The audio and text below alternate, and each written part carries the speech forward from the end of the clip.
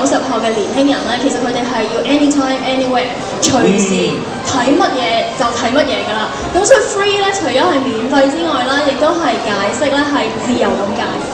今次呢10隻啤係佢哋設計出嚟嗰個效果咧，係好振奮同埋係好靚咯。咁會有我就戴眼鏡啦，咁同埋平時做 DJ 咧，我哋會孭個背囊。咁但係設計上，如果孭喺側邊就好似好難，咁所以我就將個背囊擺喺後邊。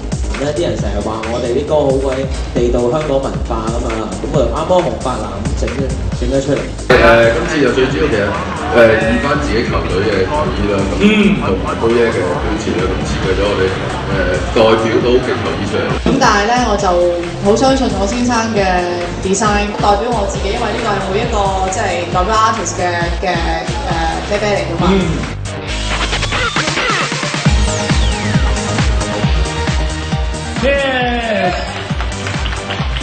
咁都係象徵住我哋今日一齊嚟慶祝全港第一免費娛樂市場GoGet.com成立1週年，恭喜晒！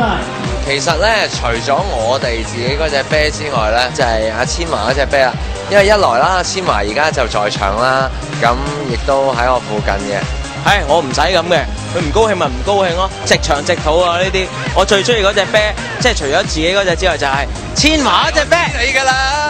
今年係 GoGet.com 成立1週年啦，見證到佢過去1年嘅努力啦，或者係喺唔同嘅宣傳平台上邊係俾咗一個好大嘅幫助啦。我希望佢哋繼續可以即係唔同類型嘅 party 或者係慶祝都可以嘅，但係希望亦都繼續秉承住呢個慈善嘅心態啦。南華可以成為一份子，俾去 design 一隻啤，咁我覺得即係香港足球可以俾人認同到咯。我好希望南華嘅球迷即係去支持下啲有需要嘅兒童啦。